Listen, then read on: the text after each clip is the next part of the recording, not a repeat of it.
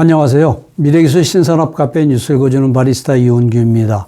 오늘은 주간브리핑 340호에 게재된 올림푸스의 선택과 집중, 세계적 수준의 영업이익 20% 실현이라는 내용으로 니케이 모노스쿨이 6월호 26에서 31페이지에 게재된 특집 기사를 요약 번역하여 소개합니다. 불과 4년 만에 영업이익률을 3.6%에서 20% 이상 비약적으로 높인 일본 기업 올림푸스. 2018 회계년도 매출액 7,939억 엔, 영업이익 283억 엔에서 2022 회계년도에는 매출액 8,819억 엔, 영업이익은 6.6배인 1,866억 엔으로 증가했습니다. 일본의 제조업계에서 영업이익률이 20%에 이르는 기업은 매우 드문데 돌연변이라고 말할 수 있을 만큼 주목할 만한 현상입니다. 되돌아보면 올림푸스는 2011년에 큰 위기를 맞았는데 버블 경제 시기에 재테크 실패로 인한 거액의 손실을 분식 회계를 통해 20년 가까이 숨겨온 올림푸스 사건입니다. 당시에는 도바시, 즉 빼돌리기라는 올림푸스의 손실 은폐 방법이 연일 보도되었습니다. 사장과 부사장 및 감사역이 체포되면서 주가는 폭락하고 상장 폐지 위기에까지 내몰렸습니다. 이와 같은 밑바닥 상황에서 올림푸스는 불과 10여 년 만에 고수익 체질로 변모한 것입니다. 올림푸스를 이렇게 바꾼 것은 2019년 당시에 다케우치 사장 겸 최고 경영 책임자가 내놓은 기업 변혁 플랜인 트랜스폼 올림푸스입니다. 이 플랜에서 다케우치 사장이 목표로 한 것은 올림푸스를 글로벌 메디테크 컴퍼니로 바꾸는 것이었는데 기술 지향적으로 사업 영역과 판매 지역별로 부분 최적화되었던 지금까지의 올림푸스를 세계에서 통용되는 의료기기 업체로 변신시키겠다고 선언한 것입니다.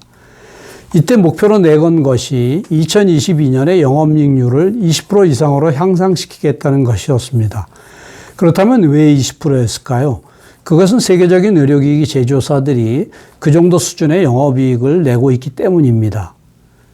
이 기업 변혁 플랜으로 올림푸스가 단행한 내용을 보면 진정한 글로벌 기업을 지향하는 것은 결코 쉬운 일이 아니라는 것을 알게 되는데 올림푸스는 출혈을 동반한 두 차례의 대수술을 단행해야 했습니다.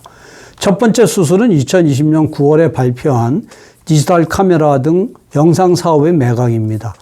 올림푸스는 미러리스이란 카메라에서 높은 점유율을 가지고 있었고 여성 고객에게 인기인 컴팩트 디지털 카메라 등 인기 있는 제품들을 보유하는 등 일반용으로 높은 브랜드력을 자랑하고 있었지만 해당 사업을 일본 산업파트너스에 매각하며 조기 퇴직도 단행했습니다.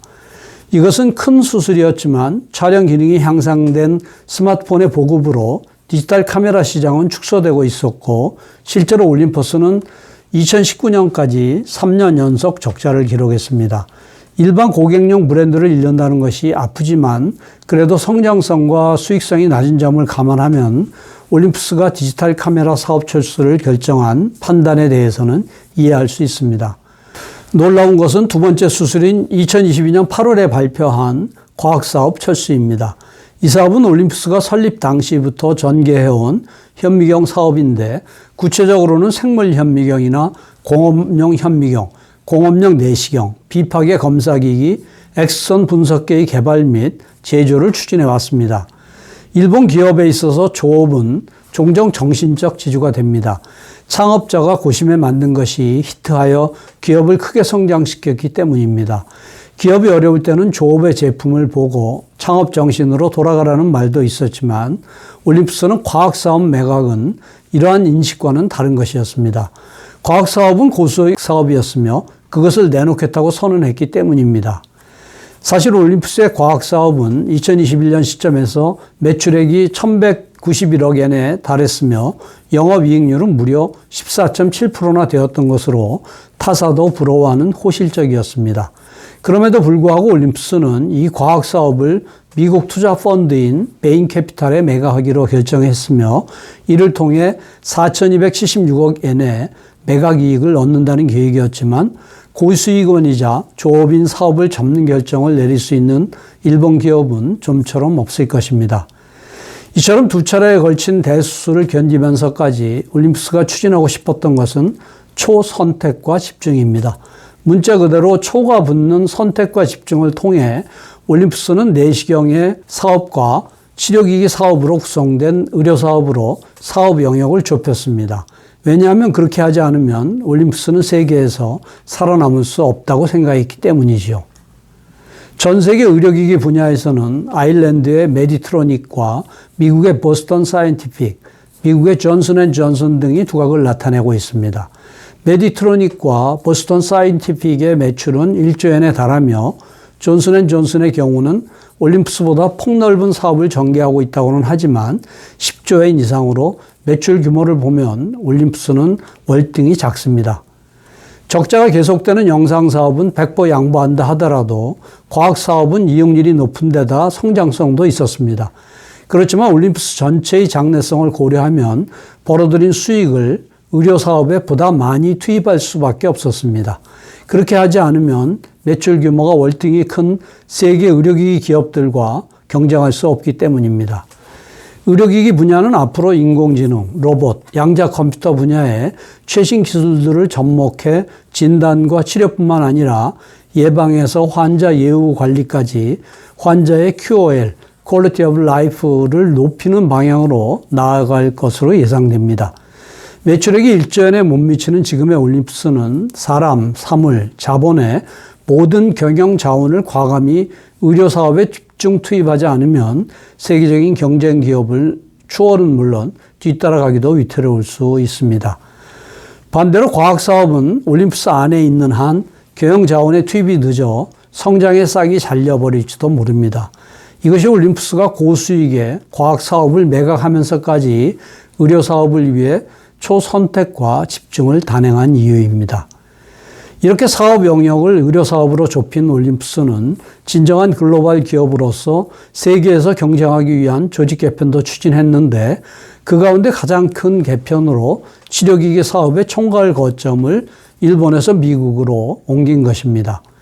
이를 통해 마케팅부터 개발, 설계, 생산에 걸친 최종 판단이 모두 미국에서 실시됩니다. 마케팅과 개발, 설계 기능의 일부는 일본에 남지만 일본은 주로 생산 거점으로 기능하게 되었습니다. 치료기기 사업을 미국 주도로 전하는 것은 경쟁사가 많은 주력 시장인 미국 시장에서 적시에 판단하지 않으면 경쟁사에게 뒤처지기 때문입니다. 신제품 투입까지의 기간이 6에서 10년 정도인 내시경 시스템과 비교하면 치료기기는 진화가 빠릅니다. 환부의 처치나 관찰, 진단치료에 사용되는 제품이기 때문에 일회용 케이스가 많아 유저인 의사 등의 개선 요망의 목소리를 신속하게 피드백하여 신제품으로 연결하지 않으면 경쟁사에 뒤처지고 맙니다. 즉 치료기기 제조 사이클을 보다 고속으로 회전하기 위해 올림푸스는 치료기기 사업의 총괄 거점인 미국으로의 전환을 실시한 것입니다. 올림푸스가 단행한 변혁을 보면 진정한 글로벌 기업이란 무엇인가를 깊이 생각하게 됩니다. 일본에는 대기업을 중심으로 서로 다른 복수의 사업을 전개하고 있는 기업이 많습니다. 그 이점으로는 안정적인 경영 실현이나 다른 사업 간의 시너지에 의한 새로운 제품 및 사업 창출 등을 들 수 있습니다. 과거를 되돌아보면 확실히 사업에는 파도가 있어서 한 사업이 침체되었을 때 다른 사업의 호조로 전체 실적이 지탱되어 온 것은 사실입니다. 그러나 시너지를 발휘하여 신제품이나 새로운 사업을 만들어 크게 성공한 경우는 드뭅니다. 그리고 지금 콩그로머릿 디스카운트라는 말이 일본에서도 들리기 시작했는데 여러 사업을 갖춘 복합기업 전체의 가치가 각 사업의 가치 총액보다 낮은 현상을 일컫는 말입니다. 올림푸스에도 리스크는 있는데 과학 사업을 접은 뒤 올림푸스는 내시경 사업이 매출액의 60%를 넘습니다. 현재 올림푸스는 소화기 내시경의 세계 시장 점유율이 약 70%에 달하는 내시경의 왕자입니다. 그렇다고 해도 이렇게까지 내시경 사업에 크게 의존한 채로는 경영 안전성 측면에서 리스크가 없다고 단언할 수 없을 것입니다. 현 시점에서는 가능성은 낮아 보이지만 만약 내시경 사업이 속도를 잃게 되면 어떻게 해야 할 것인가라는 비관적 시나리오에 대한 대책이나 방침을 마련하는 것은 경영자에게 큰 과제가 될 것입니다. 반면 최근 한계 사업에 특화된 전문 기업이 복합 기업보다 높은 성장률을 보이는 경우가 눈에 띄는 것도 사실이며 투자자의 입장에서는 이것이 더 매력적으로 보일 것입니다. 올림푸스는 각오를 다지고 이 흐름을 타고 진정한 글로벌 기업으로 거듭나 자신보다 더 큰 경쟁사에 도전하는 선택을 한 것으로 보입니다. 그리고 올림푸스가 상시 20% 이상의 영업이익을 낼 수 있게 된다면 많은 일본 제조업에 압박을 줄 수도 있는데 진정한 글로벌 기업으로 볼 때 평균적인 일본 제조업의 영업이익률은 너무 낮기 때문입니다. 20%에 못 미치는 낮은 영업이익률로는 진정한 글로벌 기업이라고 부를 수 없고 세계 경쟁에서 이길 수 없다는 주주들의 지적을 받는 시대가 일본에 올지도 모릅니다. 이상으로 요약 소개를 마치며 보다 상세한 내용은 센터 홈페이지 hjtic.sne.ac.kr의 미래기술 신산업 코너를 참고해 주시기 바랍니다. 다음 주에는 새로운 환경 규제 유로7 10가지 의문에 대한 해설이라는 내용을 소개하겠습니다. 감사합니다.